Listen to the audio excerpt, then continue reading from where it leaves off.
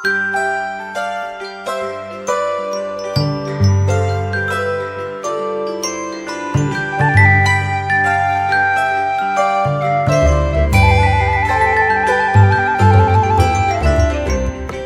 pagi sahabat GPIB yang Tuhan kasihi.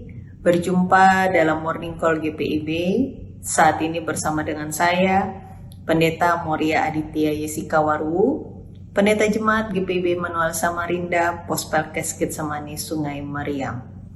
Pembacaan firman Tuhan kita hari ini yang akan kita renungkan bersama adalah dari Mazmur pasal 85, ayatnya yang kedua sampai dengan yang keempat. Sebelumnya, mari kita bersatu dalam doa, kita berdoa.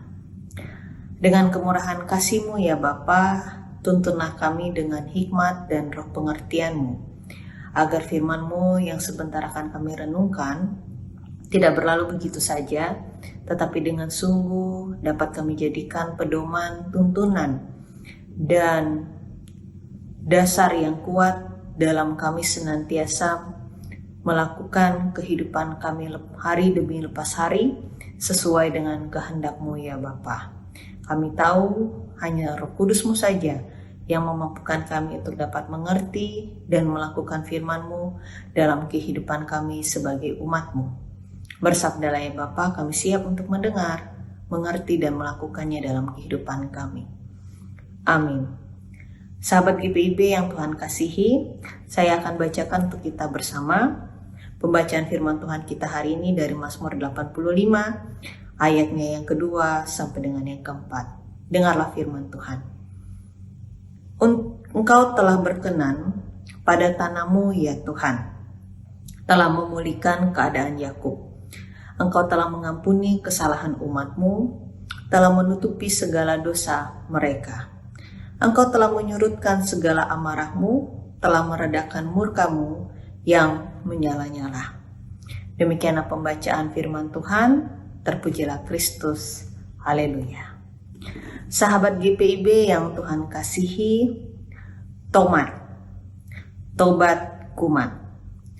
Setelah tobat, besoknya kumat lagi. Dan tidak lama bertobat lagi dan kumat lagi. Melakukan kesalahan yang sama, bahkan mungkin melakukan dosa yang lebih buruk daripada sebelumnya. Seakan-akan sikap ini mempermainkan makna dari pertobatan yang sebenarnya. Sejatinya sahabat GPIB, pertobatan yang berkenan bagi Tuhan adalah pertobatan yang bukan hanya terucap dari bibir saja. Ya Tuhan, ampunilah saya. Tetapi juga pertobatan itu harus berisikan tentang pengakuan yang jujur tentang kesalahan apapun yang sudah kita lakukan yang jauh daripada perkenan Tuhan. Dan terakhir, pertobatan yang sungguh adalah pertobatan yang dilakukan secara konsisten dan komitmen untuk tidak mengulangi kesalahan yang sama atau melakukan kesalahan yang lebih parah, lebih buruk daripada sebelumnya. Dan tetap konsisten dan komitmen untuk tetap berada pada jalur kehendak Tuhan.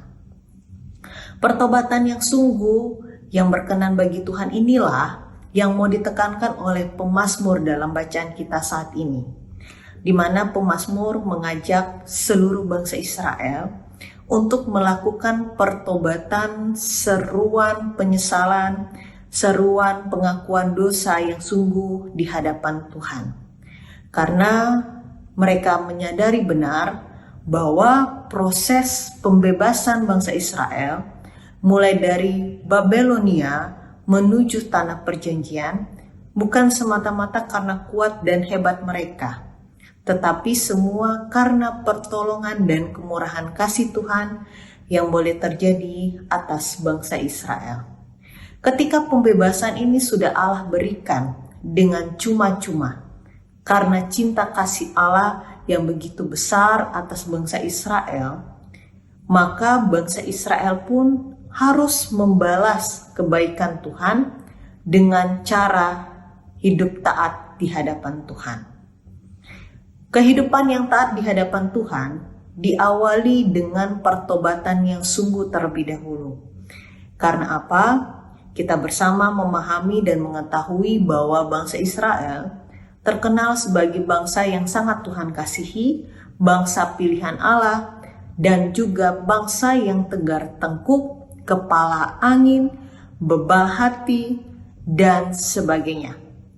Kita sama-sama memahami dan telah mengetahui di berbagai firman Tuhan telah digambarkan bahwa bangsa Israel ini seringkali melakukan yang namanya tobat kumat. Hari ini bertobat, bulan depan kumat lagi, nanti bertobat, kumat lagi, dan seterusnya. Yang tanpa sadar kita sebagai bangsa Israel yang hidup di masa kini pun melakukan tobat kumat. Maka dari itu, sahabat GPIB, dalam perenungan firman Tuhan hari ini, pemazmur dengan lantang, dengan sungguh mengajak bangsa Israel maupun kepada kita sekalian sebagai bangsa Israel di masa kini untuk melakukan seruan pertobatan yang sungguh di hadapan Tuhan. Mari kita lihat kembali ke dalam Alkitab. Dilihat bahwa pada ayat yang kedua dikatakan, Engkau telah berkenan kepada tanahmu ya Tuhan, telah memulihkan keadaan Yakub. Yang tadi kita sama-sama telah ketahui bahwa proses pembebasan dari Babelonia menuju tanah perjanjian itu bukan karena kuat dan hebat bangsa Israel, tetapi semata-mata karena cinta kasih Allah, karena belas kasih Allah, karena kemurahan kasih Allah yang berkenan untuk memulihkan keadaan bangsa Israel. Dan kita lihat pada ayat yang ketiga, Engkau telah mengampuni kesalahan umatmu, telah menutupi segala dosa mereka. Menarik ini sahabat GPIB. Kita lihat pada ayat yang ketiga, kalau perlu kita garis bawahi, bahwa Tuhan bukan hanya sekedar mengampuni, tetapi Tuhan juga berkenan menutupi segala dosa mereka. Yang dimana kita sama-sama ketahui bahwa kalau pada manusia, antara kita dengan manusia dengan orang lain, tentunya kalau sudah ada orang yang bersalah pada kita atau ada orang lain yang tanpa sadar menyakiti kita, orang tersebut minta maaf. Moria, aku minta maaf, aku sudah menyakitimu. Maka seringkali yang kita lakukan apa? Ya, aku maafkan. Selesai.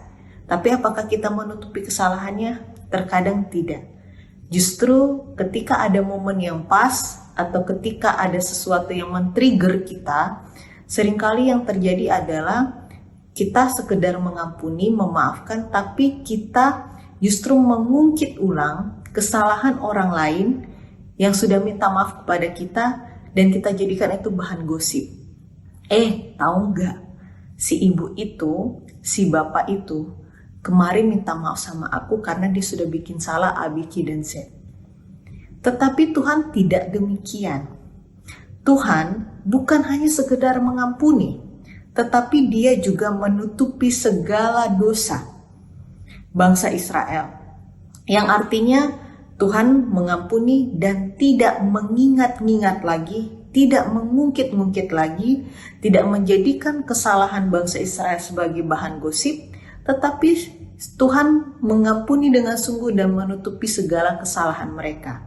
Sehingga di hadapan Tuhan, setiap pertobatan yang diucapkan oleh bangsa Israel, maka lahirlah bangsa Israel dengan kehidupan yang baru, selayaknya kertas putih yang kosong.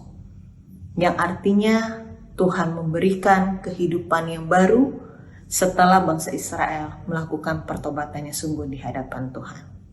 Ini ayatnya yang ketiga. Ayatnya yang keempat dikatakan, Engkau telah menyurutkan segala amarahmu, telah meredakan murkamu yang menyala-nyala.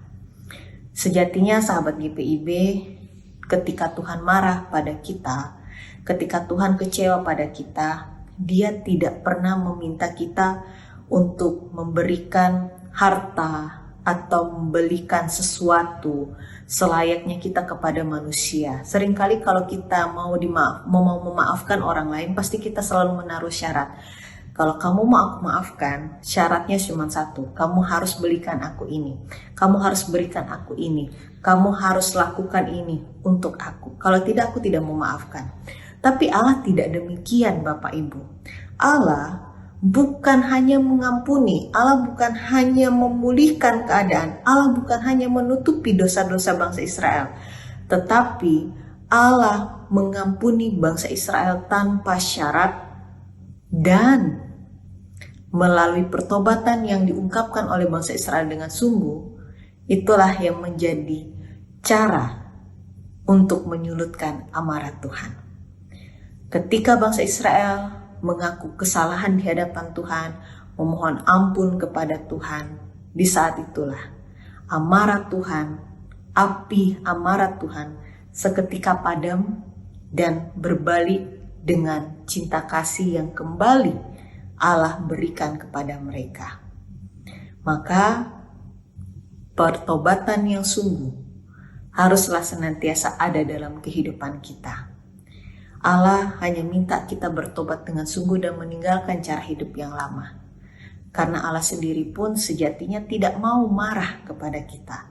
Sejatinya Dia tidak mau menyulutkan api amarahnya kepada kita. Karena di hadapan Tuhan, kita adalah anak-anak kesayangan Tuhan yang selalu siap, dan kapanpun Tuhan curahkan cinta kasih-Nya kepada kita. Hanya satu yang Tuhan minta, bertobat dengan sungguh, tinggalkan cara hidup yang lama yang tidak berkenan bagi Tuhan, jangan lagi lakukan tomat, tetapi ketika engkau bertobat, mengaku dosa di hadapan Tuhan, konsisten komitmen, dan tinggalkan semua yang mampu membuat engkau jauh daripada perkenan Tuhan. Demikianlah firman Tuhan. Terpujilah Kristus, kini kekal selama-lamanya. Amin. Sahabat GPIB yang Tuhan kasihi, mari kita kembali bersatu dalam doa. Kita berdoa. Tuhan Allah yang Maha Kasih, kami mengucap syukur kepadamu. Kami telah mengetahui bahwa sejatinya Tuhan penuh dengan belas kasih. Cinta kasih Allah tak berkesudahan dalam kehidupan kami. Setiap waktu, setiap menit, cinta kasih Allah selalu tercurah kepada kami. Yang Tuhan mau cuma satu. Kami harus meninggalkan cara hidup yang lama, meninggalkan lingkungan yang tidak baik. Kami harus tinggalkan kebiasaan buruk, sehingga semua pertobatan yang kami lakukan di hadapan-Mu tidak sia-sia, tetapi sungguh-sungguh kami lakukan, kami laksanakan, dan kami konsisten untuk tetap dalam perubahan yang berkenan bagi Tuhan dan meninggalkan cara hidup yang lama. Tuhan, ampunilah untuk segala dosa-dosa kami, dan ketika kami telah datang ke hadapan-Mu mengaku dosa, tolong bantu kami agar kami senantiasa hidup dalam perkenan-Mu. Terima kasih ya Bapa. Senantiasa Bapa berkati semua sahabat-sahabat GPIB dimanapun mereka berada, dimanapun kami berada, dan apapun yang kami akan lakukan sepanjang hari ini, kiranya penyertaan Tuhan, kasih Tuhan, dan perlindungan Tuhan senantiasa Tuhan curahkan atas kehidupan kami. Terima kasih Bapa, terima kasih, inilah doa dan seruan kami. Di dalam nama-Mu Yesus Kristus kami telah berdoa dan mengucap syukur. Amin. Demikianlah morning call kita di pagi hari ini. Sampai berjumpa kembali pada morning call selanjutnya. Tuhan Yesus memberkati. Shalom.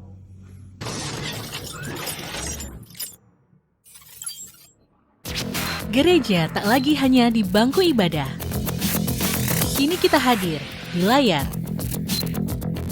di ruang digital, di setiap suara yang menginspirasi. Inilah DigiFest GPIB 2025. Satu gerakan digital, lintas generasi, penuh karya dan semangat baru. Belajar di DigiEdu, tunjukkan talenta di Digitainment, pamerkan karya digitalmu di Digipreneur. Mari ambil bagian dalam GPIB DigiFest 2025.